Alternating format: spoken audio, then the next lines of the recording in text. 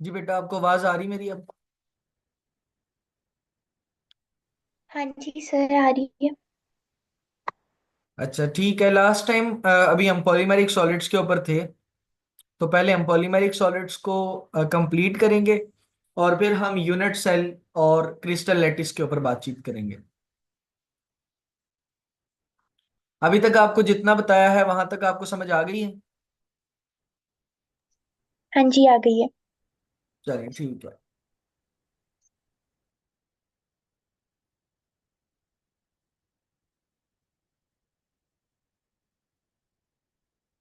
अच्छा जी, हमारी बातचीत चल रही थी पॉलीमेरिक सॉलिड्स के ऊपर। तो मैंने आपको ये बताया था अभी थोड़ी देर पहले कि पॉलीमेरिक सॉलिड्स से बनता है पॉलीमर। तो आपने लफ्ज पॉलीमर याद रखना है। अच्छा मुझे बताएं, आप केमिस्ट्री की हैं या कंप्यूटर की हैं? केमिस्ट्री। हाँ, तो केमिस्ट्री के चैप्टर नंबर 14 में आपने पॉलीमर जरूर पढ़े होंगे। हाँ जी। तो ये वही पॉलीमर्स हैं बेसिकली, और डिफरेंट नहीं है ये। तो सेम सेम चीज है बिल्कुल। अच्छा, पॉलीमेरिक सॉलिड्स मैंने भी आपको बताया कि ये बेसिकली पॉलीमर्स को कहते हैं। और इन पॉलीमर्स में सबसे मशहूर, सबसे सिंपल अगर मिसालें दी जाएं, तो मैंने आपको बताई कि वो दो मिसालें हैं। इन पॉलीमर्स में आते हैं rubber, synthetic rubber. Basically natural भी आता है, लेकिन सिंथेटिक ज्यादा बड़ा पॉलीमर है क्योंकि उसका मॉलिक्यूल का साइज जरा ज्यादा होता है। अच्छा, तो पॉलीमर्स में रबर आता है और प्लास्टिक आता है, ये दो हैं पॉलीमर्स। अच्छा, इसके अलावा मैंने आपको ये बात कही थी कि जो पॉलीमेरिक सॉलिड्स हैं, they are less ordered than crystalline solid. यानी अगर आप क्रिस्टलाइन से कंपेयर करेंगे ना, तो इनके अंदर मॉलिक्यूल्स उतने ज्यादा ऑर्डर्ड नहीं होते। लेकिन अगर आप अमरफस से कंपेयर करेंगे, तो फिर ज्यादा ऑर्डर्ड है वो अमरफस की निस्बत। तो मोर ऑर्डर्ड मॉलिक्यूल्स देन अमरफस। तो ये बात याद रखिएगा कि पॉलीमेरिक सॉलिड्स क्रिस्टलाइन की निस्बत तो कम ऑर्डर्ड होते हैं, लेकिन अमरफस की निस्बत ज्यादा ऑर्डर्ड होते हैं। ये बड़ी सिंपल सी बात है, यह आपने याद रखनी है। इनको इंटरमीडिएट सॉलिड्स भी कहते हैं। अच्छा, क्यों कहते हैं? क्योंकि इनके जो मॉलिक्यूल्स की हालत है वो दरमियान में होती है। इंटरमीडिएट का मतलब होता है दरमियान में। तो वो दरमियान में होती है बिटवीन ऑर्डर एंड डिसऑर्डर। यानी ऑर्डर और डिसऑर्डर के दरमियान में कोई हालत इनकी बनती है। वो कैसे बनती है, अभी डायग्राम ड्रॉ करते हैं तो आपको बात समझ में आ जाएगी। अच्छा, दूसरी बात ये याद रखनी है कि इनका दूसरा नाम क्या है।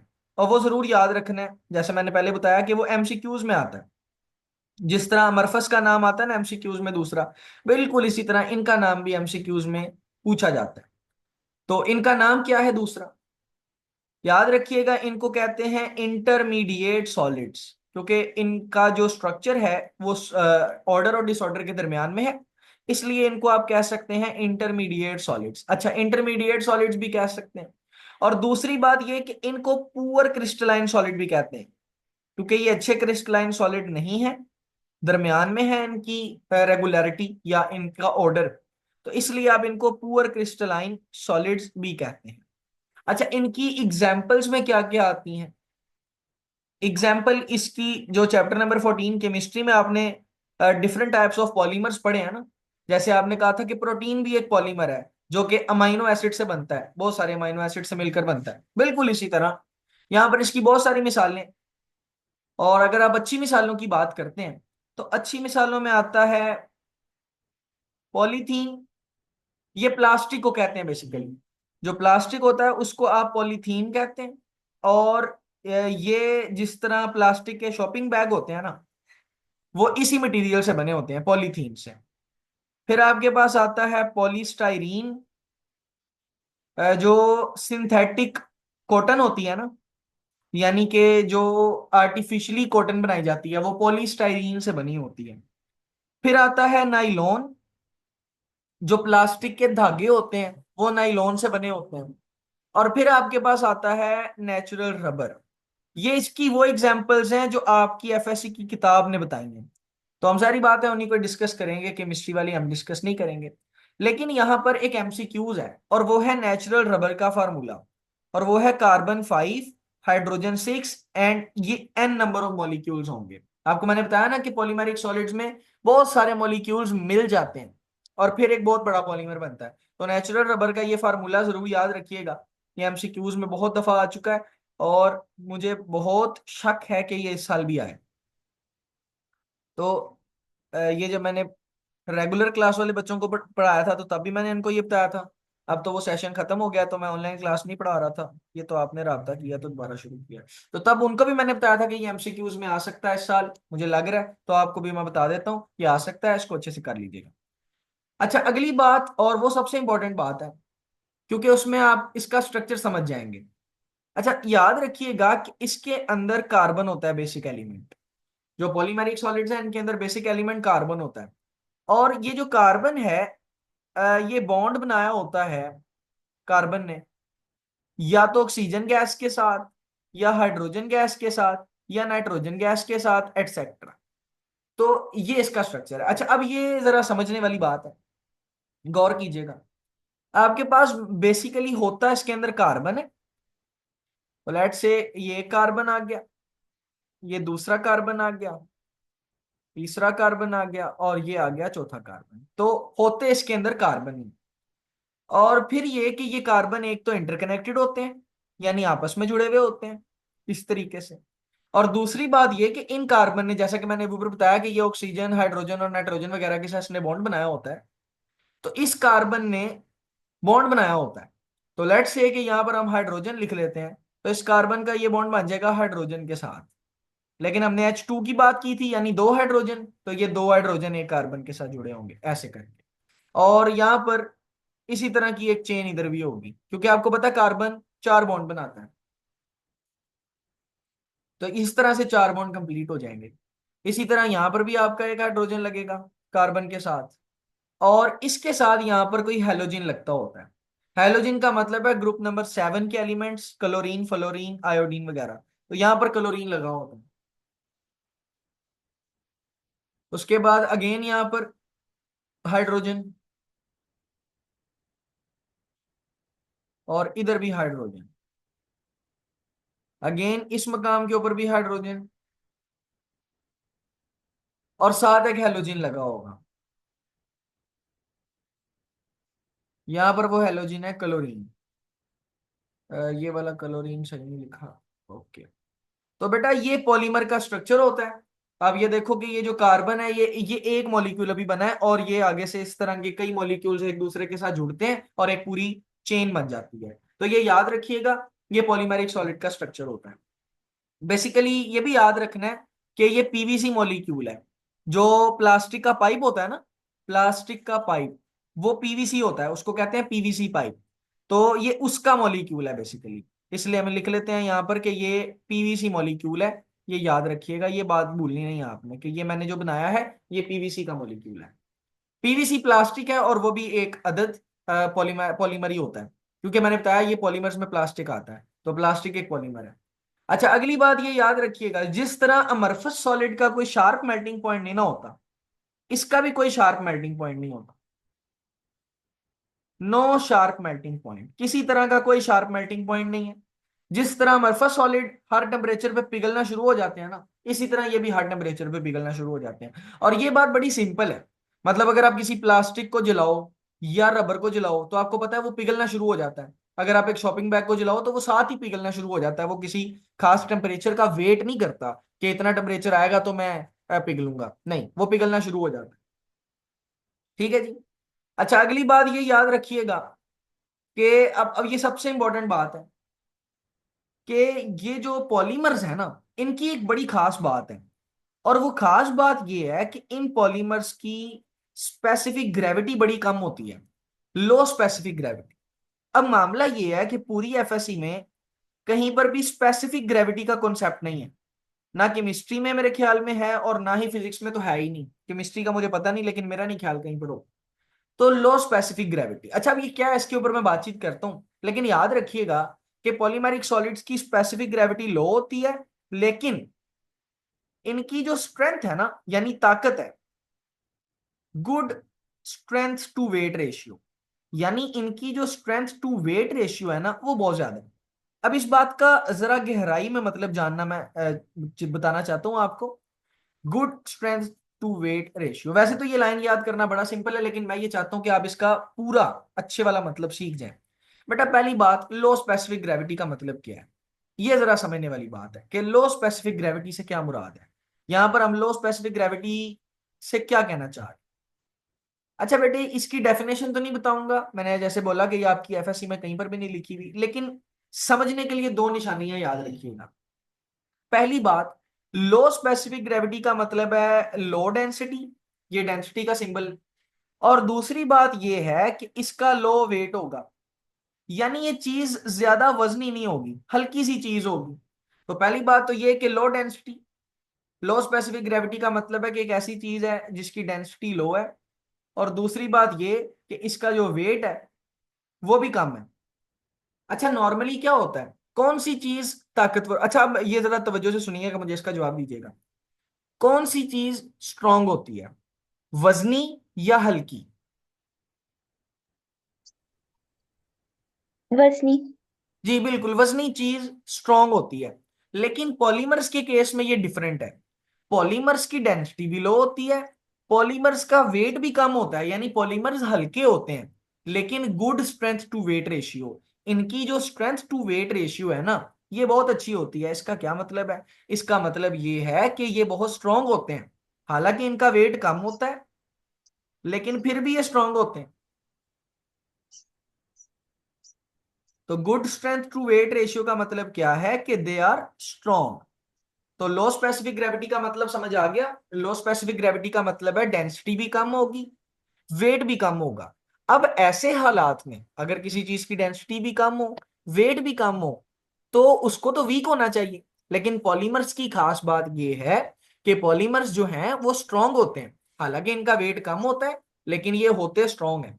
अच्छा लास्ट बात मैं बताना चाहूंगा, और वो ये कि जो पॉलीमर्स है ना, ये बनते हैं पॉलीमराइजेशन रिएक्शन से।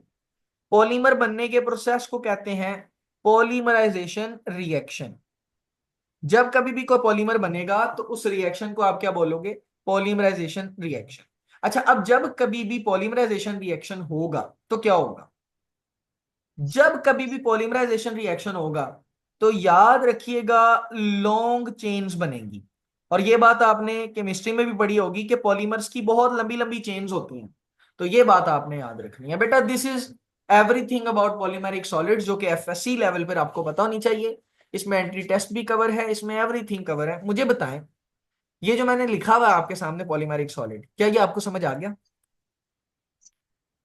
हाँ जी सही समझ आ गया है। बस ये जो आपने पीवीसी मॉलिक्यूल बनाया है ना, जी जी। इसमें हमने ये कहा था कि कार्बन बॉन्ड करता है ऑक्सीजन हाइड्रोजन या नाइट्रोजन के साथ, जी बिल्कुल। हेलोजेंस के साथ। अच्छा देखिएगा, यहां पर ना आपकी किताब ने कंप्लीट इंफॉर्मेशन नहीं लिखी हुई, उसने अगर आपकी बुक को एग्जैक्टली देखा जाए ना, तो आपकी किताब ने सिर्फ यही लिखा है कि इसमें कार्बन जो है वो ऑक्सीजन, हाइड्रोजन और नाइट्रोजन के साथ बॉन्ड होता है। लेकिन मसला ये है कि इसमें बाज दफा हेलोजन भी होता है। अच्छा जरूरी नहीं है कि हमेशा हेलोजन हो, लेकिन आपकी किताब में जो डायग्राम बनी हुई है उसमें हेलोजन है, लेकिन किताब में जो डिस्क्रिप्शन लिखी हुई है, डिस्क्रिप्शन में हेलोजन नहीं लिखा उसने। तो मैं हमेशा कहता हूँ कि ये किताब परफेक्ट नहीं है, इस किताब में बहुत सारी मिस्टेक्स हैं, और ये उस मिस्टेक में से एक है, क्योंकि यहां पर उसने बताया ही नहीं कि हेलोजन भी जुड़ता है। लेकिन देखो उसने बाद में आगे एटसेट्रा लिखा है, जैसे मैंने यहाँ पर एटसेट्रा लिखा था ना, तो शायद वो एटसेट्रा में हेलोजन को ले गया हो, लेकिन हेलोजन भी आ जाता है। ये हेलोजन वाली डायग्राम सिर्फ मैंने इसलिए बनाई है क्योंकि आपकी किताब में ये बनी हुई है। अगर मैं बाहर से बनाता तो मे भी आप पढ़ते हुए कंफ्यूज हो जाती, तो मैंने इसलिए ये बनाई है।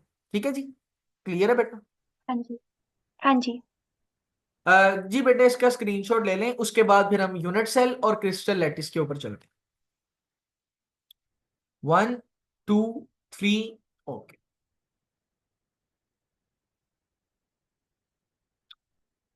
अब हम जाएंगे क्रिस्टल लैटिस के ऊपर।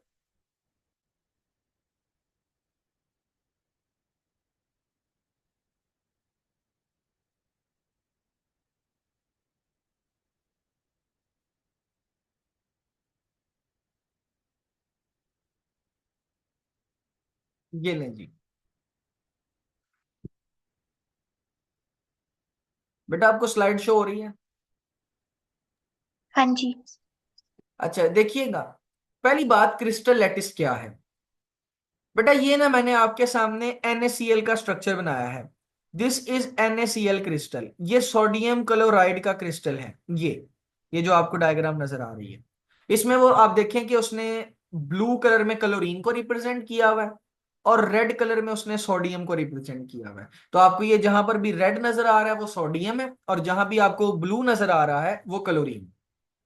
अगर आप यहां पर गौर करें तो ये एक 3D स्ट्रक्चर बनता है। क्यूब है ना, बिल्कुल। तो ये एक 3D स्ट्रक्चर है, यानी बिल्कुल क्यूब की शेप का है। बेटा याद रखिएगा, किसी भी क्रिस्टलाइन सॉलिड का 3D स्ट्रक्चर क्रिस्टल लैटिस कहलाता है। तो ये NaCl का 3D स्ट्रक्चर है। तो NaCl का या किसी भी क्रिस्टलाइन सॉलिड का, क्योंकि बेसिकली NaCl क्या है, NaCl एक क्रिस्टलाइन सॉलिड है और NaCl का एक स्ट्रक्चर है। तो किसी भी क्रिस्टलाइन सॉलिड का जो 3D स्ट्रक्चर होता है, बेटा याद रखिएगा कि उस 3D स्ट्रक्चर को कहते हैं क्रिस्टल लैटिस। मैं रिपीट कर रहा हूं अपनी बात, इसको उर्दू जबान में याद जरूर कीजिएगा ताकि आपका कॉन्सेप्ट पक्का रहे। किसी भी क्रिस्टलाइन सॉलिड का 3D स्ट्रक्चर क्रिस्टल लैटिस कहलाता है। कोई मुश्किल बात नहीं है। पता नहीं अक्सर लोग इसको बड़ा मुश्किल बना देते हैं, but it is very simple कि किसी भी क्रिस्टलाइन सॉलिड का 3D स्ट्रक्चर क्रिस्टल लैटिस कहलाता है। Crystalline solid consist of three dimensional pattern. Crystalline solid में एक थ्री डिमेंशनल पैटर्न है that repeats itself over and over again, जो अपने आप को बार बार रिपीट करता रहता है। बेटा इसके आगे आपने लिखना है कि this pattern is called crystal lattice. इस पैटर्न को आप क्रिस्टल लैटिस कहते हैं। तो बेटा क्रिस्टल लैटिस का कॉन्सेप्ट तो हो गया क्लियर। अब बात करते हैं यूनिट सेल की। बेटा गौर करें जरा डायग्राम के अंदर, अगर आप डायग्राम में देखें तो ये पूरा स्ट्रक्चर तो क्रिस्टल लैटिस है, लेकिन इस पूरे स्ट्रक्चर में एक यूनिट को देखें, मतलब आप सिर्फ इस स्क्वायर को देखें, तो आप गौर करें, इस जैसा स्क्वायर राइट साइड पर भी है, इस जैसा स्क्वायर इसके नीचे भी है, इस जैसा स्क्वायर ये भी है। इसका मतलब ये है कि पूरे क्रिस्टल लैटिस में सेम स्ट्रक्चर बार बार रिपीट हो रहा है, सेम रेक्टेंगल या same amount of square bar bar repeat हो रहा है। बेटा ये जो स्ट्रक्चर बार बार रिपीट हो रहा है ना, इसको कहते हैं यूनिट सेल। तो पूरे क्रिस्टल का स्ट्रक्चर क्या होगा, क्रिस्टल लैटिस। और क्रिस्टल लैटिस में जो पार्ट रिपीट हो रहा होता है उसको आप यूनिट सेल कहते हो। तो अब इसकी डेफिनेशन देखो, कहता है जी smallest three dimensional basic structure. जो smallest three dimensional basic structure है ना, उसको आप क्या कहते हो, यूनिट सेल कहते हो। समझे क्या नहीं समझे? तो जो सबसे छोटा यूनिट सबसे छोटा यूनिट है, सबसे छोटा स्ट्रक्चर है जो कि बार बार रिपीट होता है। अच्छा अब ये डेफिनेशन कंप्लीट नहीं है, तो आपने इसके आगे लिखना है that repeats itself over and over again. जो अपने आप को बार बार रिपीट करता रहता है उसको आप कहते हैं यूनिट सेल। ठीक है जी। तो बेटा मुझे बताएं, क्या आपको क्रिस्टल लैटिस और यूनिट सेल का कॉन्सेप्ट क्लियर हो गया? हाँ जी। कोई मसला मसाइल यहां तक? नहीं। चलें, यहां तक ही हमने आज कवर करना था। बाकी जो मैकेनिकल प्रॉपर्टीज हैं वो हम कल करेंगे, और इस तरह कोशिश करेंगे कि एक वीक में ही ये खत्म हो जाए। लेकिन अगर एक वीक में खत्म ना हो पाया तो 2-3 दिन ऊपर चले जाएंगे, तो क्या आपको उसमें कोई प्रॉब्लम तो नहीं? नहीं।